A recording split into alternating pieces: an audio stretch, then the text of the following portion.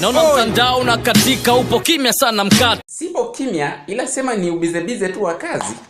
Oya, unarudi lini? Yani ni hii wiki tu nafika huko, na pia napokuja